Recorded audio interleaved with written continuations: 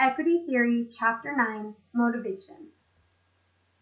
Equity theory is a theory of motivation that concentrates on people's perceptions of the fairness of their work outcomes relative to or in proportion to their work inputs. Equity theory complements expectancy and need theories by focusing on how people perceive the relationship between the outcomes they receive from their jobs and organizations and the inputs they contribute. Equity theory was formulated in the 1960s by John Stacey Adams, who stressed that what is important in determining motivation is the relative rather than the absolute levels of outcomes a person receives and inputs a person contributes. Specifically, motivation is influenced by the comparison of one's own outcome-input ratio with the outcome-input ratio of a referent. A referent could be anyone or a group of people who are perceived to be similar to oneself. The referent also could be oneself in a previous job or one's own expectation of what outcome-input ratio should be.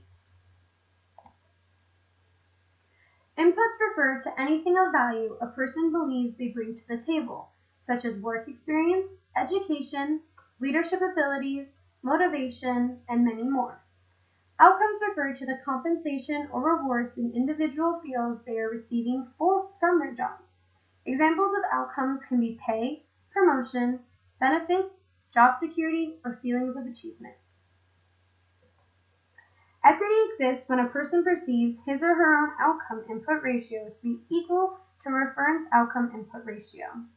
Under conditions of equity, if a referent receives more outcomes than you receive, the referent contributes proportionally more inputs to the organization, so his or her outcome-input ratio still equals your ratio. For example, imagine Maria Sanchez and Claudia King both work for a shoe store in a large mall. Sanchez is paid more per hour than King, but also contributes more inputs, including being responsible for some of the store's bookkeeping, closing the store, and periodically depositing cash into the bank. When King compares her outcome-input ratio to Sanchez's, she perceives the ratios to be equal because Sanchez's higher level of pay is proportional to her higher level of input.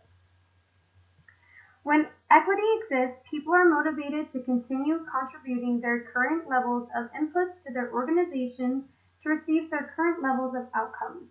If people wish to increase their outcomes under conditions of equity, they are motivated to increase their inputs.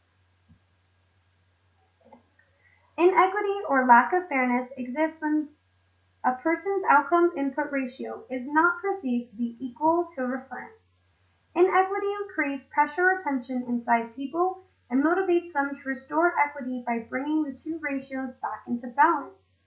There are two types of inequity: underpayment inequity and overpayment inequity. Go ahead and take a look at Table 9.2 and our Essentials of Contemporary Management, page 297, which is also here on the screen.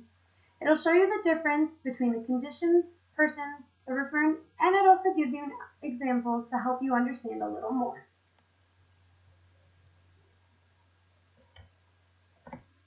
Underpaying inequity exists when a person perceives that his or her own income-output ratio is less than the ratio of a referent. Employees may be motivated to lower their inputs by reducing their working hours, putting in less efforts, or even not showing up to work. Or employees could also be motivated to increase their outcomes by asking for a raise or a promotion. Overpaying inequity exists when a person perceives that his or her own outcome-input ratio is greater than the ratio of the referent. This could cause employees to restore equity by changing their perceptions of their own or the referent's inputs or outcomes. Equity can be restored in many different ways. One way is when people realize that they are contributing more inputs than they originally thought. Another way that it can be restored is by perceiving the referent's inputs to be lower or the referent's outcomes to be higher than they originally thought.